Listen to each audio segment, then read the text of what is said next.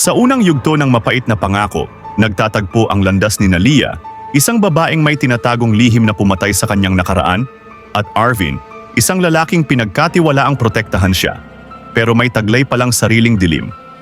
Sa gitna ng gabi, sa ilalim ng nagtatagong mga anino, mabubuksan ang isang pangakong hindi na dapat binuhay. Magsisimula ang kwento sa isang misteryosong boses, mga bangungot, at isang pag-ibig na hindi dapat nagtagpo. Sa episode na ito, ang bawat hakbang nila ay hahabulin ng kakaibang presensya at ng katotohanang sila mismo ang magpapahamak sa isa't isa. Kung minsan, ang pinakamapait na pangako ay yung sinusubukang kalimutan. Arvin, paano ka nakapasok? May sumusunod ba sa'yo? Hindi gumagalaw si Arvin, pero lumalapit ang anino niya sa likod ni Leah. Hinawakan ni Arvin ng mahigpit ang pulsuhan ni Leah, hindi malaman kung proteksyon o kontrol. Sa pagitan nila, may mga sikretong hindi dapat nagtatagpo.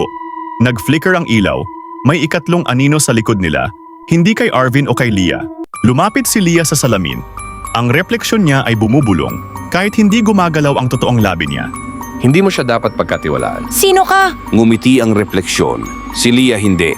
Lihim ni Arvin. Lumabas si Arvin para magtawag. Basang-basa sa ulan.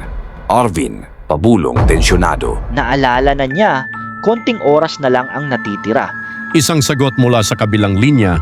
Ayusin mo na bago mahuli ang lahat. Napapikit si Arvin. Parang may pinipiling pagtataksil. Lumapit si Leah kay Arvin. Nanginginig, luhaan. Arvin, panganib ba to dahil sa'yo o dahil minahal kita? Hinawakan siya ni Arvin sa pisngi. Mabagal, parang huling pagkakataon.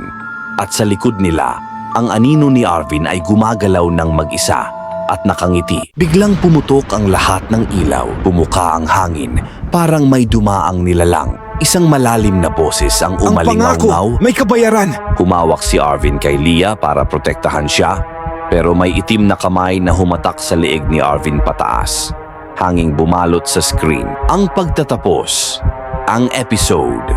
Isa, kung sa palagay po ninyo ay may sense of humor po ang ating kwento, marapatin po lamang na i-subscribe po ang aking channel. Pakihit lang po ang subscribe, share and like, and ring the bell para po lagi kayo makakasunod sa mga kasunod ko pang mga videos.